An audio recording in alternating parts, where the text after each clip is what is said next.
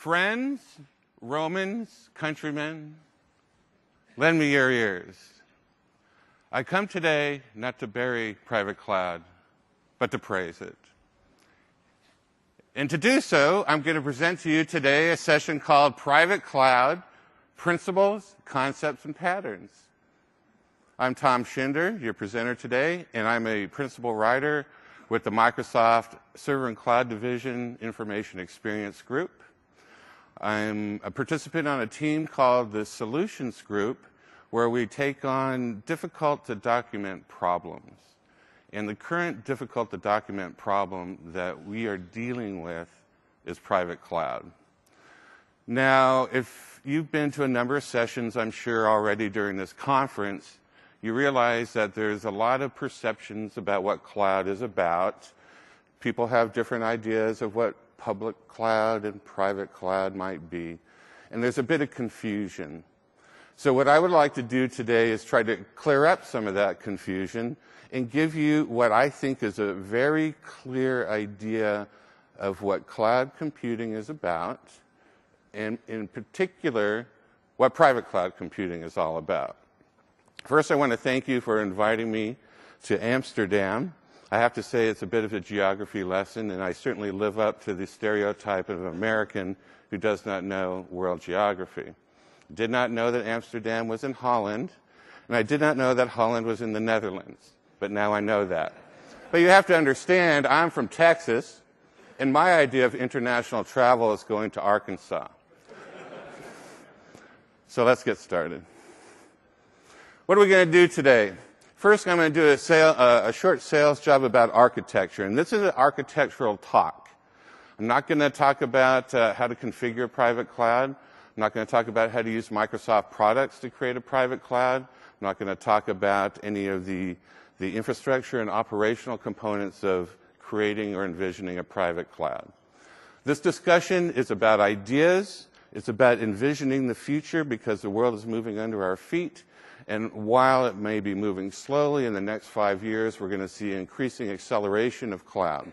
So we have to start with a clear vision of what constitutes the cloud before we even start building it. So this is really aimed at enterprise architects, enterprise solution architects and designers.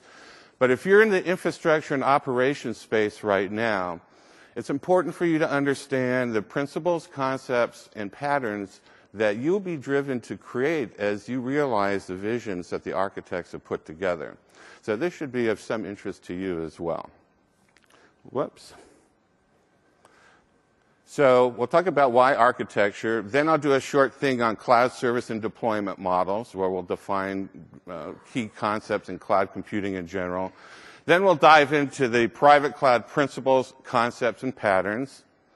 Then we'll look at the top 10 private cloud architecture issues that Microsoft Services ran into, which really drove the principles, concepts, and patterns that we talk about. And then finally, we'll go into a bit more detail about some key patterns in infrastructure as a service, which is run in the private cloud.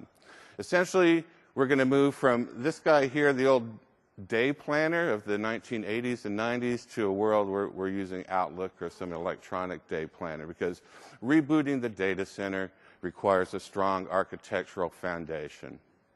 So first, why architecture? Now, if you guys know me, I've spent the last 15 years of my life as an infrastructure and operations guy, probably like most of you. You might recognize me as the ISA server guy. If you're really old, you might remember that I published the first popular Windows 2000 server book back in 1999. I even have a little picture on my wall that shows that my book was #2 on Amazon for about 90 seconds. Okay? So I had to get that picture fast. So in the last year, I've realized that a lot of changes taking place in that architecture is going to take increasing importance because we're moving into a new age. You know, first we had the sneaker net, and then we had our NetWare networks, and then we went client-server, and then the internet came, and now cloud represents a new model that we're going to have to understand and get at least some conceptual understanding and try to connect it to reality in some way. So I always begin with what's in it for me. You know, why should I think about architecture? Why should I think more about architecture and less about the bits and bytes and the registry settings and the knobs and levers to pull? Well, I saw this study by the Corporate Executive Board where they were asked about what categories of staff skills that you see as growing in importance, number one, and number two, having difficulty hiring or developing over the next 3 years. And it's very interesting because what they found here was that 63% of them found that architecture was growing in importance, and almost half of them had difficulty hiring people. So I thought, that seems like an opportunity, okay? Especially in light of some studies that say that there may be a reduction in the number of infrastructure and operations people of up to 75% by the year 2015. Now, that seems like a big number, and it seems a little alarming, and it seems alarming to me, too.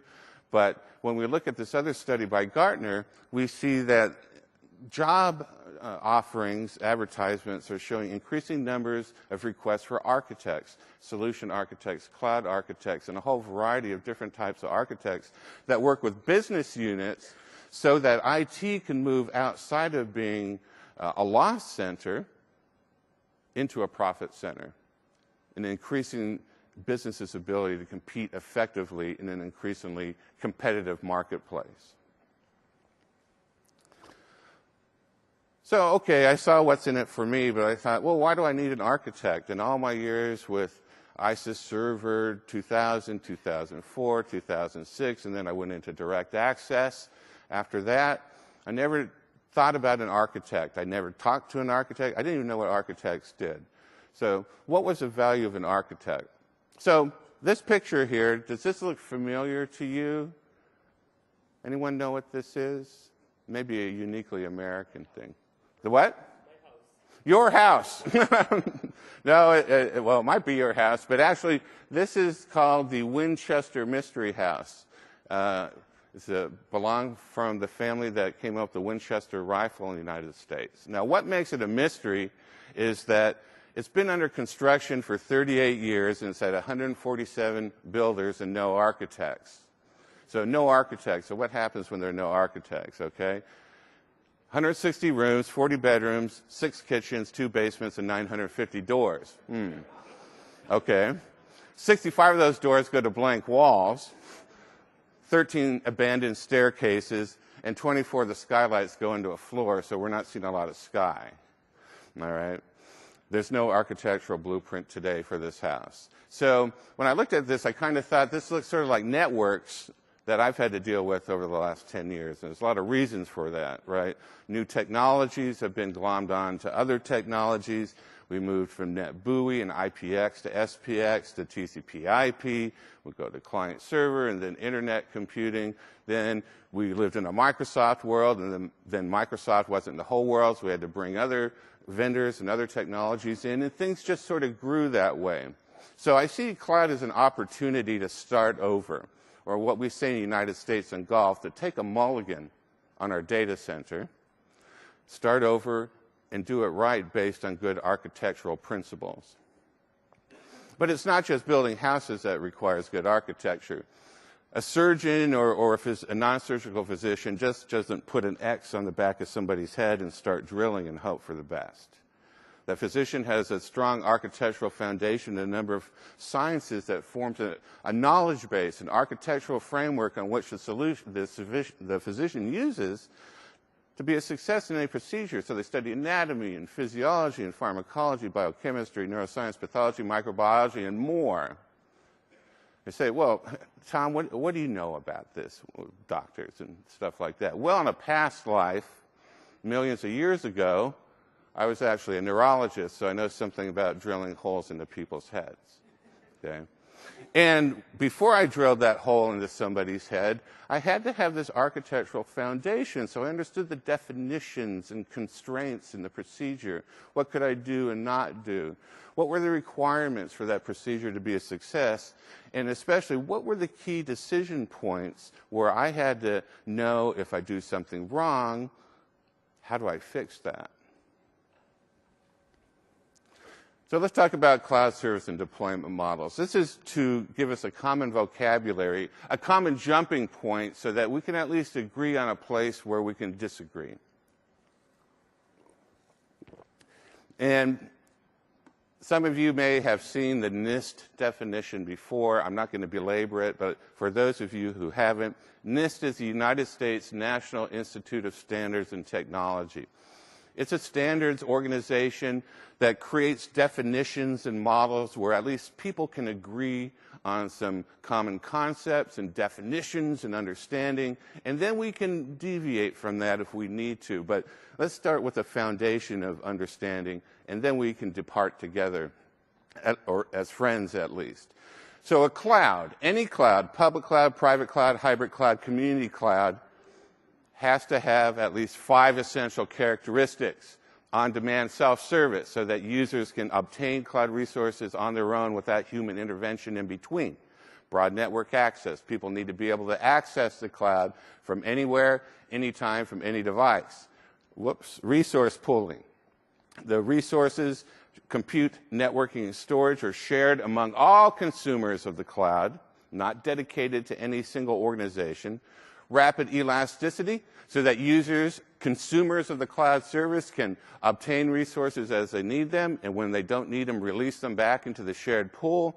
And measured services. Users, consumers of the cloud should be able to be aware of how much it costs to obtain services and get reports and pay for only what they use. Now, there are also 3 service models in a cloud, any cloud. There's infrastructure as a service, where you as the provider of cloud services provide core infrastructure to the consumers. That's compute, networking, and storage. Now, if you provide platform as a service to the consumers of your cloud, you'll provide the infrastructure, and you'll also provide the development platform on which your consumers can create applications and deploy to your cloud infrastructure. Then there's software as a service, or what we call finished services, where the consumer of the cloud actually buys a finished service like Office 365 or maybe an in-house application in your private cloud, and they don't have to worry about the platform or the core infrastructure. Now, there are 4 deployment models. There's a private cloud. The definition of a private cloud is a cloud infrastructure that belongs to a single organization, period. It's not infrastructure as a service. It's not something under your desk. All it is a cloud infrastructure that belongs to a single organization. So be clear on that. Then we have a hybrid cloud, which is a mixture of any of these clouds. We have a public cloud, which is an infrastructure that's shared among multiple organizations. Those organizations may know each other, they might not know each other, they may be competitors, they can even be enemies, but they share in the same pooled resources. And then there's a community cloud where there may be a community of like governments or school districts or something like that that share the cloud infrastructure. Our focus is on private cloud today. Now, there are a number of common characteristics among any of the cloud models. Massive scale, which you usually see in public cloud. Homogeneity, which we'll talk about as one of the core principles that drives a private cloud. Virtualization helps us achieve the principles, concepts, and best practices patterns for cloud. Low-cost software, we might see that in some clouds and not others. Resilient computing. Resiliency is a key concept. I'll go into more detail later. Geo-distribution has to do with issues like cloud bursting, if you want to burst your private cloud into a public cloud. Security orientation, meaning you could take advantage of scale because public cloud service providers have enormous amounts of money, and so they're able to spend the money required to get a higher degree of security you might be able to get in a private cloud, and of course, advanced security. We'll focus on infrastructure as a service today in the private cloud, but I want to make it clear again, and if you remember only one thing from the talk today, is that there is no kind of vertical alignment between the service models and the deployment models. For example, if I have a private cloud, and a private cloud could be on premises, or your private cloud could be in a hoster site. It doesn't have to be on premises. It just has to be dedicated to your organization. But if you have a private cloud, you can deploy any of the service models, infrastructure as a service, platform as a service, or software as a service. Don't get confused. Don't let people confuse you about that. Let's get a solid understanding, clear definition. All right. Now let's take a look at the private cloud principles, concepts, and patterns. First, why principles? Principles are used all the time in life. We've got business principles, we have principles of accounting, we've got medical ethics principles, and personal principles too. You probably have personal principles. Principles like leadership. Okay, yeah, leadership. Leadership also has concepts and best practices patterns. So, my principle of leadership is that, concepts include taking chances, taking it for the team, taking risks, doing things that other people won't do, and leading by example. Another principle I have is growth. If I'm doing the same thing all the time, if I'm not learning something new, if I'm not challenging my boundaries, then I'm not meeting my principle of growth. Respect. You've got to respect each other. You've got to respect a person just because that other person is a person. That's a personal principle. And it drives behaviors. It drives my best practices. Honesty, integrity. I'm sure everybody has this principle. With honesty and integrity, you can have pooled understanding. You can share each other's insights. You can learn from each other. And honesty, integrity feeds respect and growth and leadership, too. And, of course, have fun. If you don't have fun, then what's the use of the other principles? So principles are all over the place, and we can take advantage of those. So what are our private cloud principles? Well, I present to you today the 10 private cloud principles in a moment. First, we need to define what the principles are. So what are principles? When we speak about the private cloud principles, the principles provide general rules and guidelines that support the evolution of the cloud. So when we create a cloud infrastructure, we don't set it and forget it. The cloud continuously evolves, and we'll see how the principles feed into this. They are enduring, so they're long-lasting. They're not just something we think about, oh, it's a good idea, so we'll make it a principle. They're seldom amended. We're not going to change it all the time again, and inform and support the way a cloud fulfills its mission. So we have to have a clear vision of what the mission of the cloud is. They strive to be compelling, meaning, yeah, I want to be able to attain and instantiate in my private cloud the vision that these principles provide, and aspirational, meaning, yes, even if I can't do it now, I will aspire to make these principles a reality in my private cloud infrastructure. They form the basis on which a cloud infrastructure is planned, designed, and created. So now I present to you the 10 private cloud principles. So let's dig into these a little bit, because these are really foundational. And as you listen to the other talks, the technical talks, we talk about System Center and the System Center capabilities and the Windows Server 2012 capabilities. The capabilities just didn't come out of nowhere. There were principles that drove the development efforts behind the System Center capabilities around the Windows Server 2012 capabilities. Now, they might be transparent to you. You might think, well, I didn't get that memo. I'm sort of going to give you an overview of the memo that drove a lot of our capabilities and features.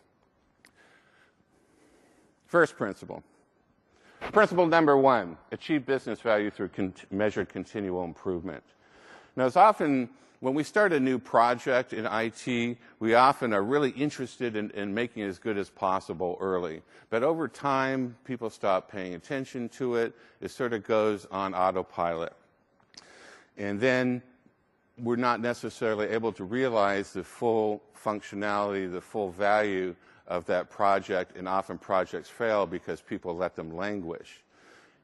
In a private cloud, we want to be able to continuously measure value and be able to calculate the current return on investment, and by using historical data, project what the future return on investment will be.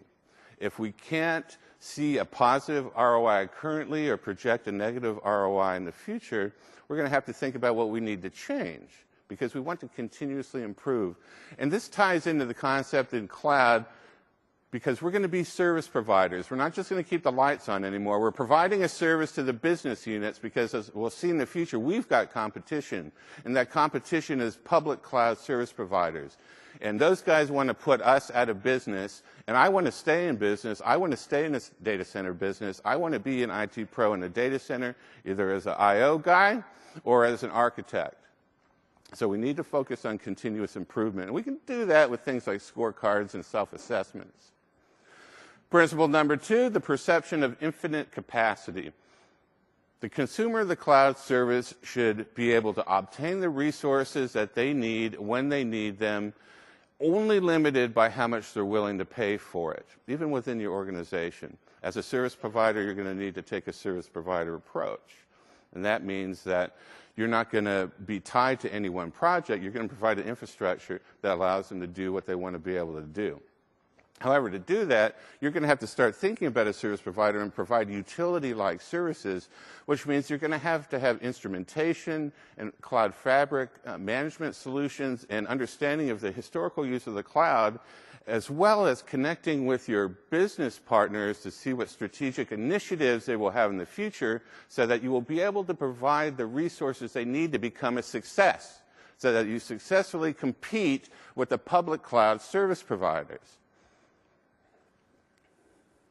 So the consumer should only be limited by cost. If they run up against a bump, they're going to start questioning your ability to provide service, and they may become curious about public cloud services. Okay, principle number 3, the perception of continuous service availability. The consumer of the cloud service should be able to access the resources that they have in your public cloud at any time, from any place, from any device. No longer does IT control the devices. No longer does IT say, well, you can only get to this file server, this web service, this application if you're on the intranet. People need to get access to what they need when they need it. And you as a service provider will be expected to provide that availability. However, it's difficult because we have issues regarding high availability that can potentially be expensive, and also security concerns. How do we make it secure to allow people to connect not only from anywhere over the internet, but from any device, including unmanaged devices? Those are challenges, and challenges that we will be forced to meet. This requires a high degree of service management maturity, as well as automatic fabric management capabilities. Now, as an architect, I'm not supposed to talk about products, but I think Microsoft has a number of products that can help provide that degree of fabric management. An example would be a multi-component retail application. You know, cloud services will be an amalgam of public services, private services, and maybe community services provided by different providers. You don't want one service in that chain to create an availability issue. You'll have to think about that when you're planning for high availability in the cloud. Principle number 4, take a service provider's approach. Now, when you take a service provider's approach, it's not about pinging the server to make sure the server is up. It means taking the perspective of the consumer of the cloud service. The consumer of the cloud service isn't interested if server A, B, C, and D are up. They're interested in whether they can get to the service that they've contracted from you to provide. Okay. What does that mean? It means that we're going to have to start thinking differently in terms of we have to be clear on our ability to communicate the capabilities, the functionality, the uptime, and the performance characteristics of our service to the consumers of the provider. So this means that we have to have a very clear view of what we can do, and also have a very clear view of service health. And we'll talk about service health in a little more later in this talk. You know. So we have to essentially provide utility-level dial tone services. Again, because if we can't do that, and the public cloud providers can do that, we could run into trouble. Principle number 5, optimization of resource usage. Optimizing resource usage comes from essentially using a shared pool. Usually when we start new projects, we over-provision networking, we over-provision compute and we over-provision storage. This is not efficient, and it costs a lot of money, not only in acquisition costs, capital costs, but also costs in maintaining this over-provisioned infrastructure. So what we want to do is we want to take advantage of pooled resources that multiple users can use to consume from our cloud service, and also to use abstraction at compute, networking, and storage and application layers so that we can get full use of the infrastructure without that tight bind, that tight association between the software services that we provide and the hardware. Of course, there will be time and cost and agility drivers that will decide whether we create an infrastructure that's optimized for efficiency, which means that we might have to spend a little more, but it allows us to get to market faster, or if we want to focus on efficiency, where we'll focus more on density, service density, more VMs per server. You know, an example of this is seasonal or periodic project usage, like for the holidays, right? We don't want to build an infrastructure that's built for December holidays and let life fallow. When we build a shared infrastructure, that extra infrastructure can be used by other units and take advantage of that. Principle number 6, take a holistic approach to availability design. So historically, how have we dealt with high availability? Well, we have redundant servers, and we create failover clusters. We have redundant power supplies and redundant NICs, redundant routers, redundant switches, and it costs a lot of money to do that. If we want to be efficient, if we want to be cost effective, and we want to be able to compete with the public cloud providers, we're going to have to start moving away from the idea of redundancy and think about something called resiliency, where we take advantage of capabilities that are enabled by the cloud infrastructure and capabilities that we'll see as we move forward to stateless services that are able to take advantage of the core capabilities of a cloud infrastructure. So we're going to design not to prevent failure, as we'll talk about soon, but to restore services. And this brings into the issue of stateful and stateless applications, where we still are dealing with the sins of the past, where in the 1990s we built for stateful applications that had a tight connection with the hardware. Well, the cloud is all about abstracting the services from the hardware that drives it. An example is the problem that Netflix had. Netflix was using Amazon Web Services, and Netflix had a good architecture, but what they didn't do was fully take advantage of the cloud characteristics that Amazon provided them, but they just weren't aware of it and didn't code their application to take advantage of it. Principle number 7, minimize human involvement. Okay. Human involvement is high overhead. If you're going to run a dial tone service with high uptime, high availability, and a high level of service maturity, you have to minimize human involvement. It has to be a low-touch environment. And this requires automation at all levels, automation at compute, networking, storage, platform, and services.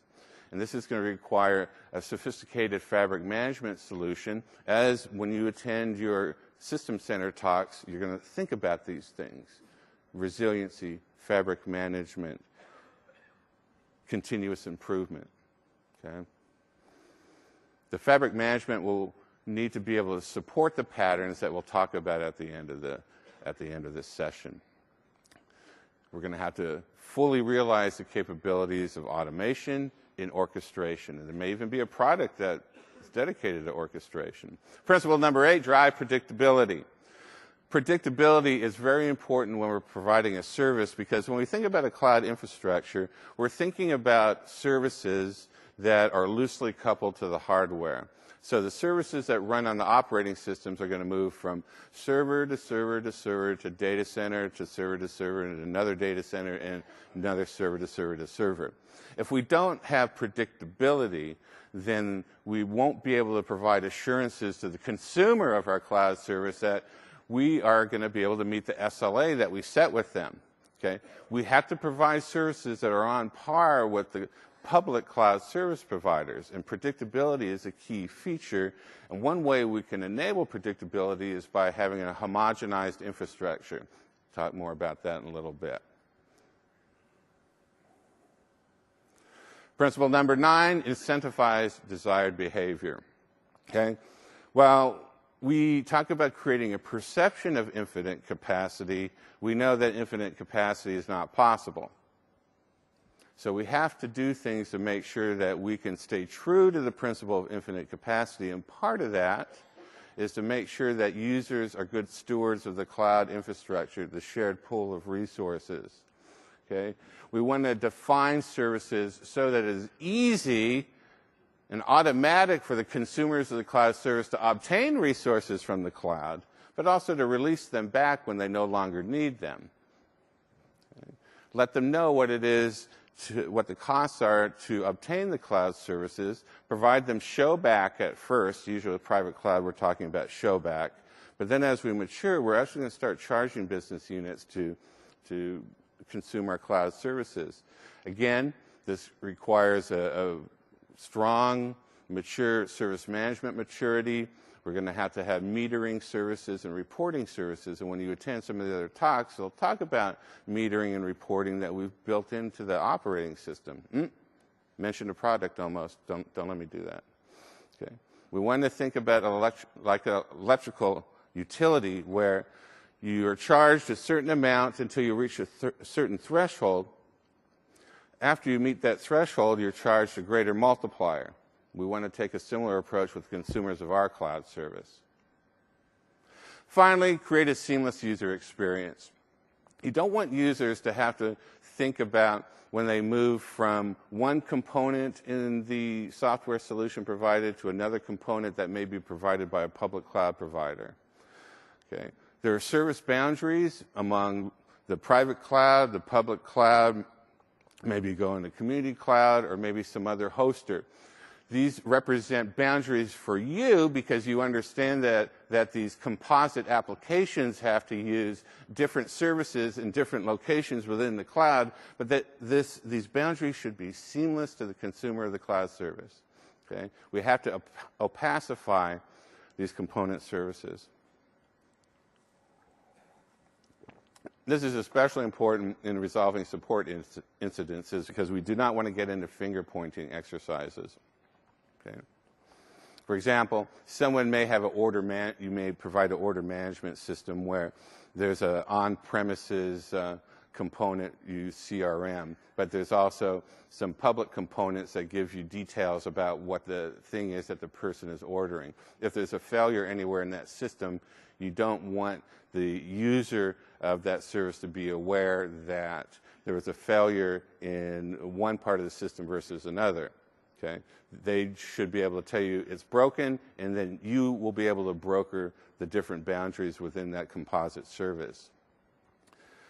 Okay, so those are the 10 private cloud principles.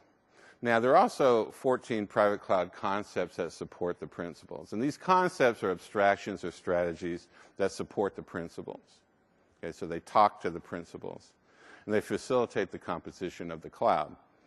The composition of the cloud that is driven by the principles. Always the principles have to be kept in mind.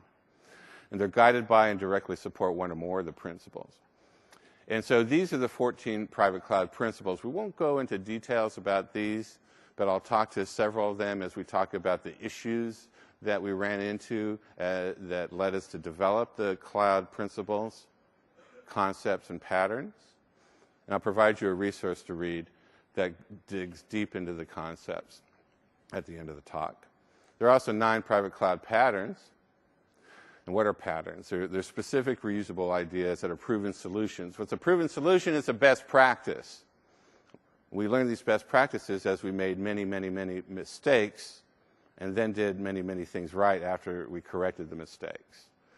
So they're solutions to commonly occurring problems in the private cloud. And they're useful for enabling cloud computing concepts and principles. So they lighten up the things that we envision with the principles, the concepts that support the principles, and get down into what we actually need to do to create a good, effective, and deliverable private cloud.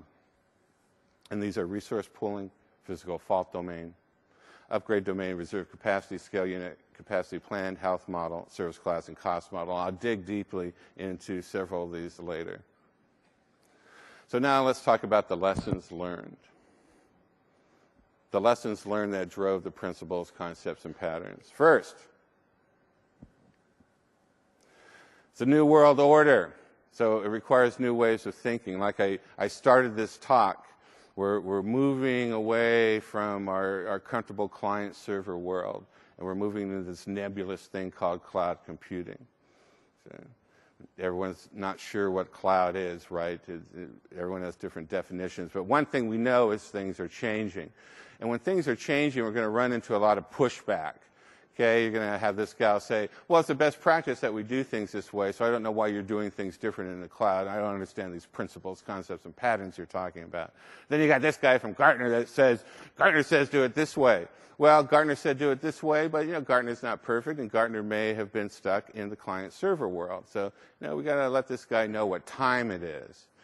And this gal says, well, that's the way we've always done it. That's the way we always did it before, but we're going to have to start doing some things differently in the future. And then you have this guy. This is my favorite guy. Our auditors said to do it this way. The auditors are going to be our most challenging problems when we think about private cloud, because we're always ahead of the auditors, and the auditors may not grok the things that we're trying to accomplish. But we're going to try to make them happy. We're going to provide guidance. We're going to provide insights into how to even make the auditors happy. For example, how do you cool your data center? Anybody know what this is? It's a passive flow air exchanger. Okay. So somebody in our services group thought, we're spending all this money on air conditioning. Why are we wasting this money on air conditioning? We've got this big data center in a part of the world where we could just use passive airflow to cool the data center. Was this a best practice? Are you doing this in your data center now? Or are you spending tons of money with air conditioning and fans and all that? So, not a best practice, but maybe in the future it will be. We have to keep thinking, keep innovating.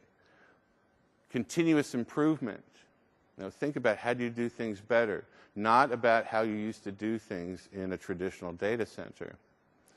As I mentioned before, and I'm going to say it over and over and over again, and it might be painful, you might not like it, it might not feel good, because all those three things applied to me when I realized this, is that we're a service provider and that we've got competition. We've got competition with the public cloud providers. And it speaks to principle number 4, take the view of a service provider. And to be a service provider, you have to have a high degree, a high level of service management maturity.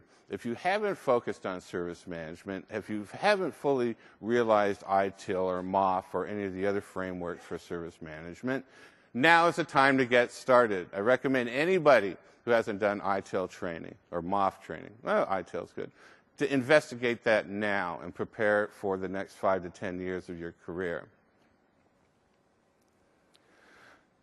We learned that virtualization is definitely an enabler. We love virtualization. Virtualization makes possible to do many of the things we need to do in a private, public, or hybrid cloud.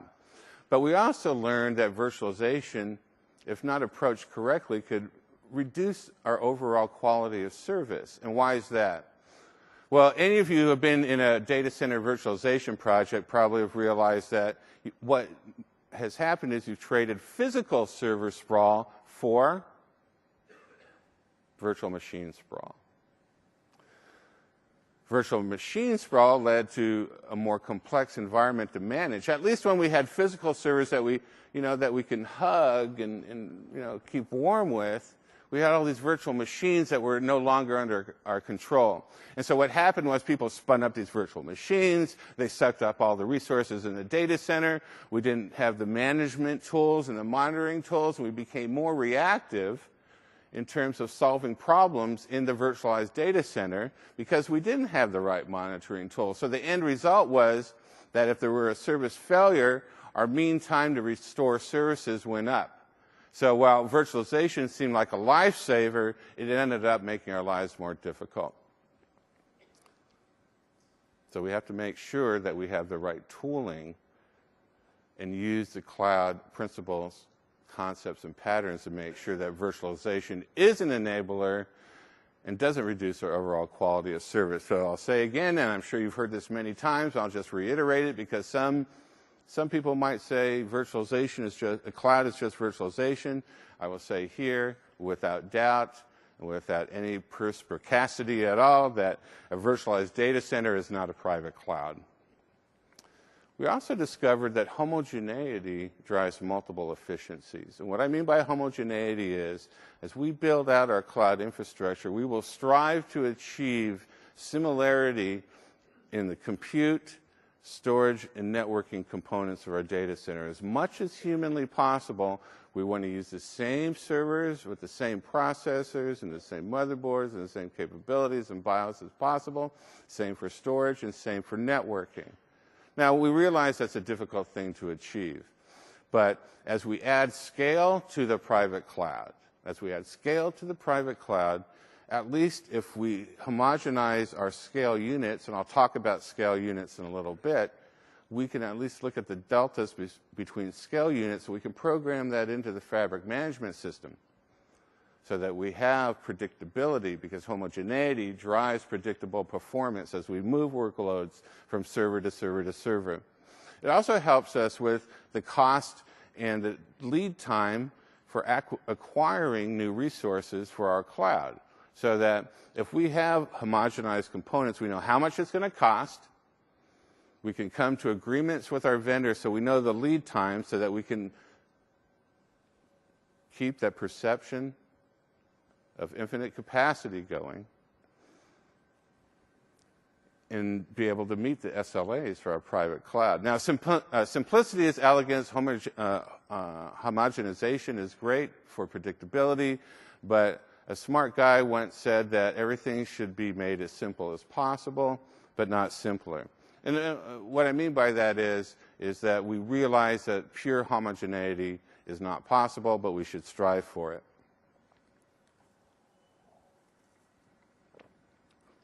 How do we handle uptime in the past? Redundancy. As I said, redundant infrastructure was costly, had high capital costs, and had high operational costs. And the reason why we had to do redundancy is because we had stateful applications that had requirements to tie into the physical infrastructure. And these applications were sessile, like a little rock at the bottom of the ocean that wouldn't move. They were sessile, not able to take advantage of a mobile environment like a cloud where services move around continuously based on resource optimization. So these stateful applications that were created in the 1990s and subsequently came into the first decade of the 21st century really inhibited us from doing cloud computing. And cloud computing, it's an unfortunate term, I think, because there's a lot of ambiguity when we talk about cloud. If they had called it utility computing, I think all of us would have had a common agreement like, okay, utility always on, pay as you go, makes sense, makes sense. We want to provide a utility service to our customers, and utility is a service provider, and it all would have been very clear. If we just think utility instead of cloud, then all this stuff really starts making sense. So we want to try to avoid redundancy, and there's a number of reasons for that, and there's a number of reasons why we use redundancy, and that has to do with the business units that we work with. So we look at the cost of redundancy, and this comes from our experience with services. We have several classes that we could employ. The first is the economy class. So with our economy class level of redundancy, we have no UPS, no generator, straight utility power, and with those characteristics, we had 3 nines of availability. Now, the probability of failure in 5 years was 100%. So, it's the economy class. It doesn't cost that much. Now, what if we want more redundancy for a higher availability? Well, we'll have a UPS at the bottom of the rack, and then we'll have 2 options. We'll have generator and no generator. So if we have no generator, we found we had availability of 3 nines, okay, similar to economy class, and a probability of failure of 87.5% in 5 years. So, a little better than economy class. If we have a generator, then we have availability of 3 nines and a probability of failure in 5 years of 50%, which is significantly better, but it costs a bit more to make that happen. Now, what if we want Gulfstream class? We're not even going to go to business class or first class. We're just going to go to Gulfstream. Okay? With our Gulfstream, we have N+1 UPS, N+1 generator, and we get availability of 6 nines. That's really good. And when you talk to your business units and they ask you as consumers of your cloud service, what do you want? They're always going to want the Gulfstream class. Now, we have to think as service providers because we know it's going to take a lot of money to provide this. So when we work with, taking a service provider's approach again, when we work with the business units, the consumers of our private cloud service, we're going to say, okay, Mr. Business Unit, so you want Gulfstream class, and we can provide that Gulfstream class for you. We can definitely do that because as a service provider, we'll provide tiered services to consumers of our private cloud. But I want you to do something for me before you make a decision to acquire our Gulfstream class. I want you to think about how much money it costs you to have downtime and how much money it costs you to purchase Gulfstream class for the same period of downtime.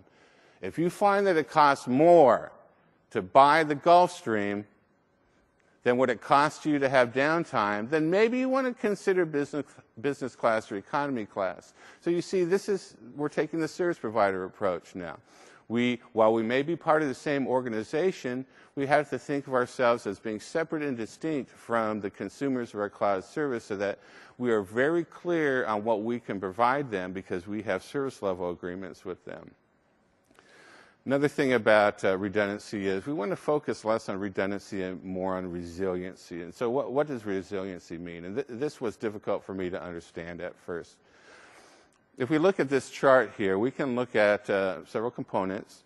Here we have the mean time between failure in a traditional data center that uses hardware redundancy to provide high uptime.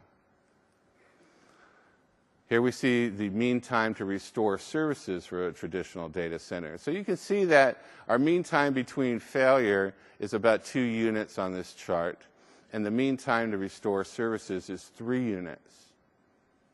Okay? So the time it takes to restore services is larger than the mean time between failure. And this is an abstraction, and this is from our collective experience.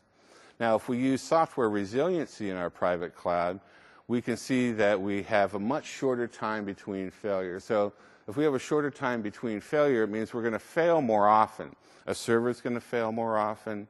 Network switch is going to fail more often. Memory is going to fail more often. The storage is going to fail more often.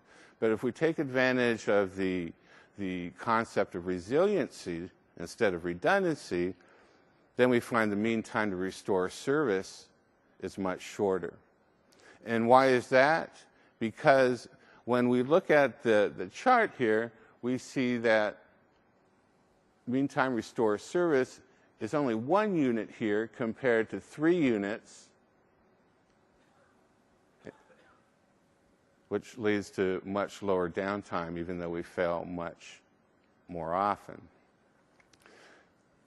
So fabric management that enables resiliency allows us to focus on not preventing failure, which is what we're used to doing with redundancy, right? We want to keep things going, chugging, keep things going, make sure that disks don't fail, redundant power and all of that. But in a private cloud, we expect failure, we look forward to failure, and we're happy to see failure. We see failure as our friend because we know that all things must die. And the great chain of being continues, whether animal, vegetable, or mineral. When we embrace that reality, we can take advantage of it, and we build that into how we architect the private cloud infrastructure. We want to transform users into environmentalists, and this speaks to the principle of incentivized desired behavior. Okay? We want to turn them into environmentalists. We want them to be good stewards of our private cloud infrastructure. So we have to make it very clear to them in our instrumentation, our self-service portals, when we create our service catalogs, that they're only going to pay for what they use. I want to make it very clear to them, but that they will pay for what they use. And as I mentioned earlier, yeah, people say, well, you know, you can't make people pay when you're talking about private cloud because business units won't put up with that. Well, I think that what will happen is we'll start off with a showback model where you'll be able to do reports and show them this is what it costs. These are real numbers. We're not going to show them units. We're going to show them euros, lira, dollars, whatever, pounds of what it actually costs. And then we'll take that to our CXOs and make it clear to them this is what it costs to provide services. This is what it would cost for a public cloud provider to provide these services. And our numbers are going to be better because we'll be better than the public cloud providers. And this is how division A, B, and C are using the cloud. Now, we recommend that they not require 5 nines because we have these numbers to prove it. This is all about having a very clear vision of what it costs to provide services, and again, a high level of service management maturity. So we need to make it very clear to them what those 5 nines cost. And when we instrument the private cloud, it's very easy to instrument things where people can acquire services, like service catalog.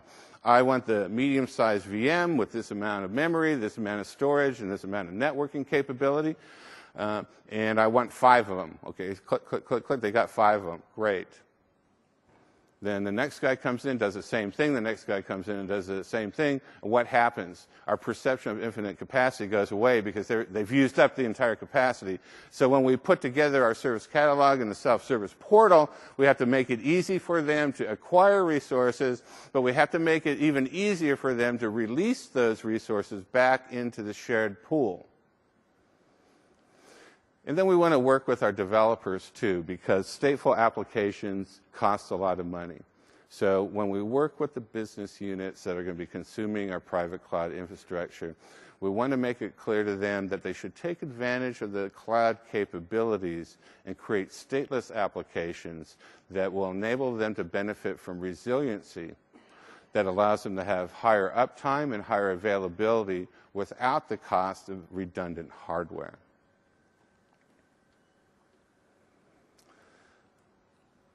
We realized also when we were putting together these private cloud engagements that we weren't very good. We weren't very good at understanding the status of our hardware. And this made perfect sense to me when I talked to the services guys about this, because over the years of dealing with ISIS server and TMG and then direct access, people would invariably, if they couldn't connect to the internet, they would say, it's TMG's fault. It's ISIS server's fault. And I always thought, well, you know, is that how we're taught to troubleshoot issues at layer 7? Where are we supposed to start? Layer 1, right? Okay.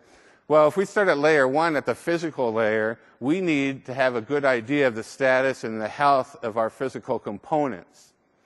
And we don't have good visibility into that now. If we're going to design and architect an effective and efficient private cloud infrastructure, we need to have a health model that gives us visibility into that hardware infrastructure, because we know there's more to services than just software. It's that physical infrastructure that drives the services, that drives the software and enables the software to do what it needs to do.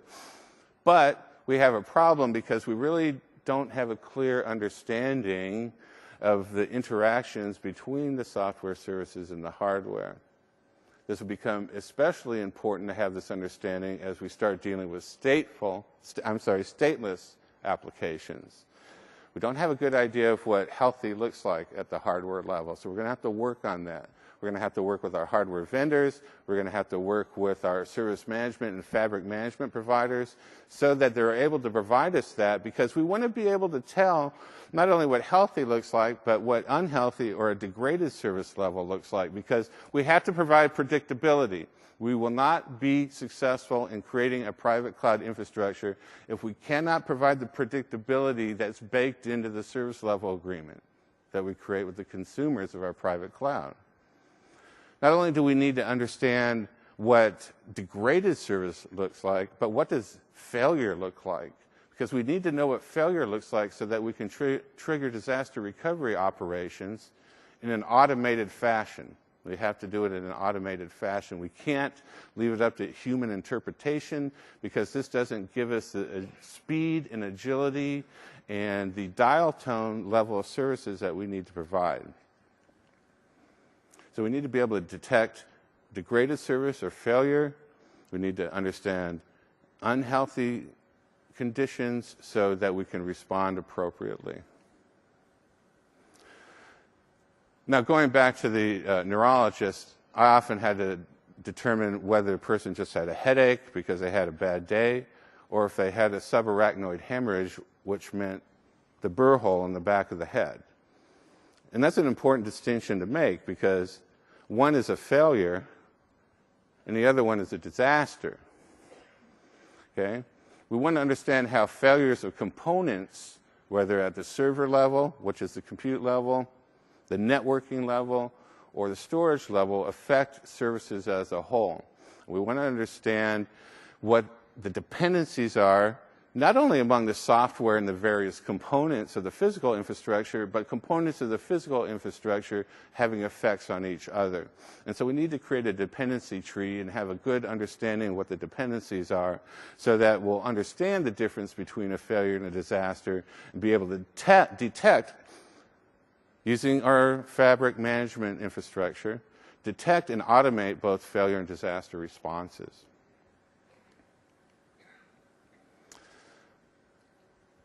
If nothing else, our biggest learning in deploying private clouds was that automation drives the cloud. And you'll see that as you attend other sessions during TechEd, is that you're going to hear automation, automation, automation. It's no more developers, developers, developers, developers. It's automation, automation, automation, automation. Okay? Automation drives the cloud. It's the only way that we can provide that high availability, that high level of service uptime, and also being a service provider. This is what utilities do. Oil, gas, electricity take advantage of very high levels of automation as part of their service maturity and management processes. Now, there are different ways of responding to things, right? There's a manual process, which is not automation. It's, Bob gets a page. Who wears a pager? Bob gets a text message and says, something's wrong. Bob then, flips through the run book and says, okay, let's see.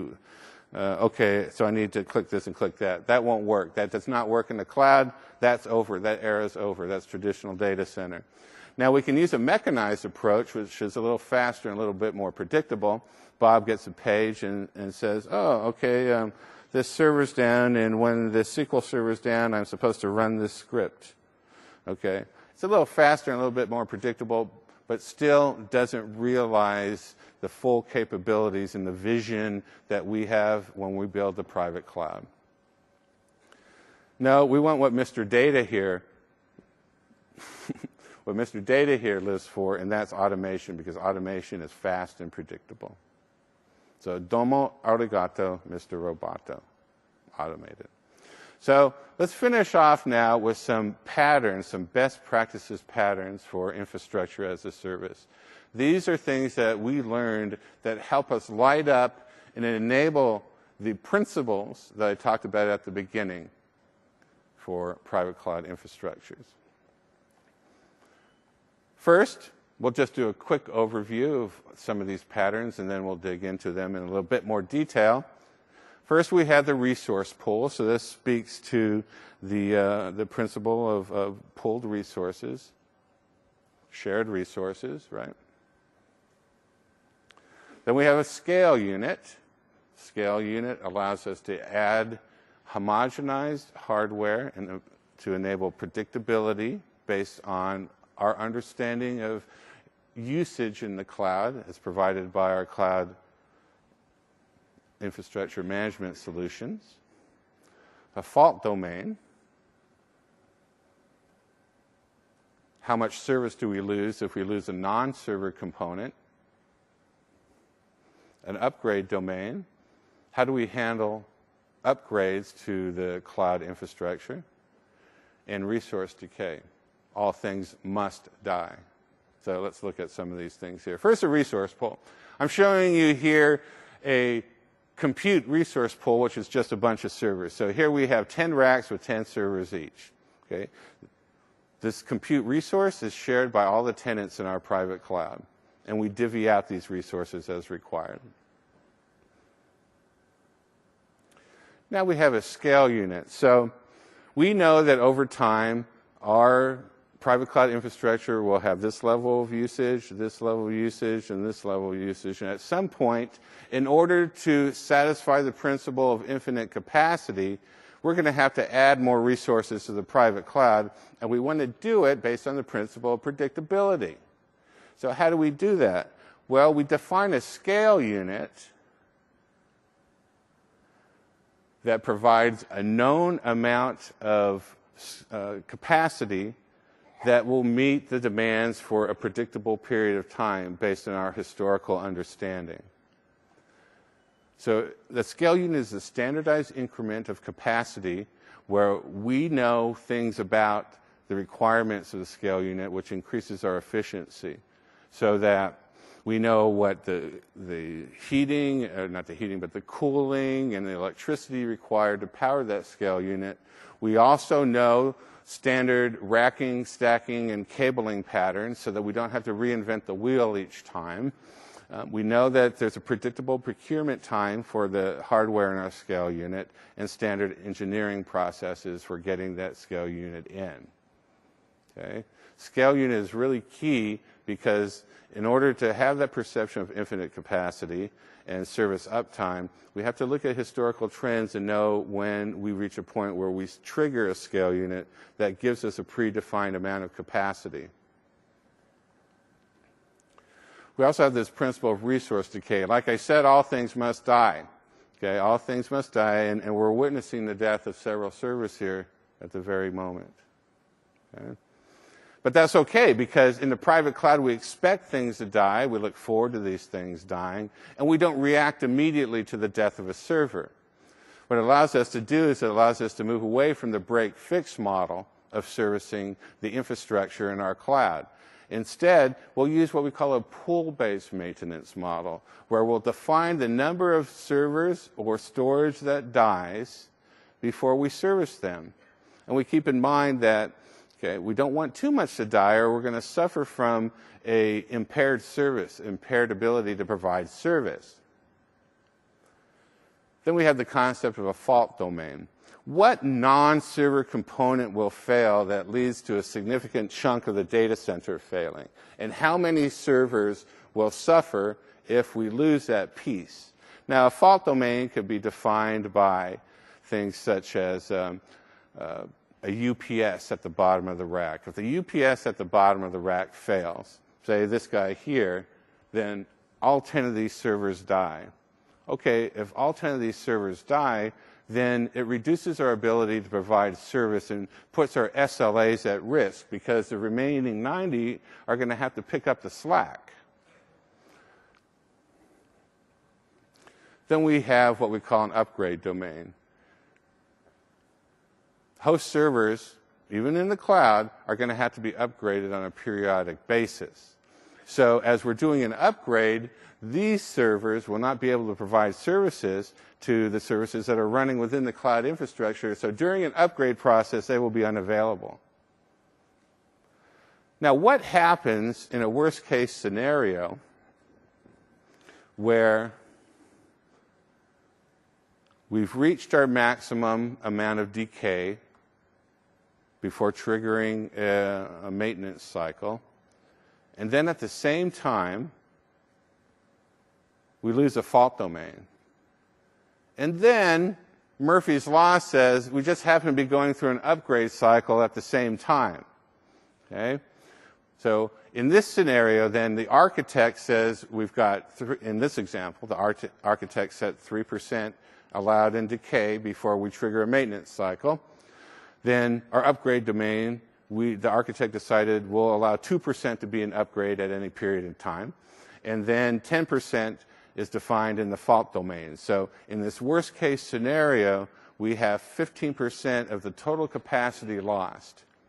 Now, again, we're a service provider, and we have to make sure that we meet the performance and uptime requirements of the consumers of cloud services, or we fail. Okay? We don't want to fail because we don't want to lose our jobs to the public cloud providers, and we don't want to work for a public cloud provider yet. Maybe not. So we have this concept of reserve capacity. How many of the infrastructure resources in your private cloud should you leave in reserve in this worst case scenario? So if we reserve enough capacity where if we lose our fault domain, if we reach our DK max, and we also are doing an upgrade, we can have no impediment in service, no degraded service, because we can migrate those workloads into the machines that are in our reserve capacity. And so our reserve capacity takes advantage of homogeneity, right? Because these servers are the same as the other servers. The VMs can be relocated and provide predictable performance, which speaks to principle number 8, combines decay and fault and upgrade concepts. This may define then a breakpoint where you're going to do an out-of-band service event. All right, so that's sort of an overview, private cloud architecture, the principles, patterns, and concepts that we've learned over several years of putting together cloud infrastructures. I kept to my promise almost of not mentioning products enabled to do this, but when you go to other talks, I want you to think about the principles and how the software that we provide, or any other vendor, it doesn't have to be us, provides you the ability to instantiate and enable and bring to reality the principles for private cloud. So if you're not architects, like I haven't been an architect in the past, but I'm moving there, what do you think about our private cloud architecture? Do you feel a need to hide from it? Do you find it kind of scary? Do you feel a need to defend yourself from it? Or, if you're like me, do you love private cloud architecture? All right. If you want to learn more, we talked about a lot of stuff, and I couldn't cover the concepts and the patterns in detail. We have a great article on the TechNet Wiki called Private Cloud Principles, Patterns, and Concepts. This is the aka.ms short URL where you can dig deep into it. Also, I wanted to let you know that I'm writing another book, as I'm wont to do, on Windows Server 2012. However, I think this is the one I didn't write myself. Now, this is an Introducing Windows Server 2012 book, and we're giving it away for free. I've written some sidebars in it and did reviews of the chapters, and you can get this in the Learning Center over in the main pavilion. And it's a free book, so grab it. It's a really great introduction to Windows Server 2012.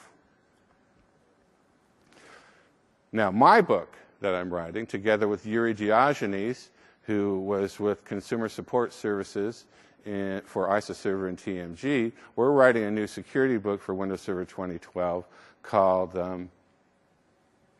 Windows Server 2012, Security from the Endpoint, to Edge, the edge of the corporate network and beyond the cloud.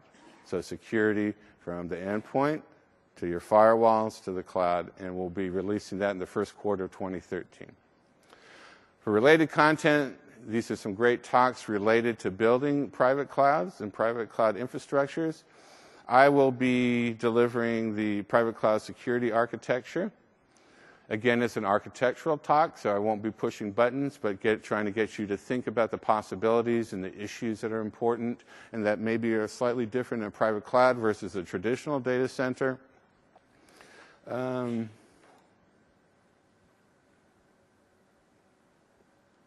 Maybe it's on the next one here. I guess not. I'm delivering a session. Oh, there it is.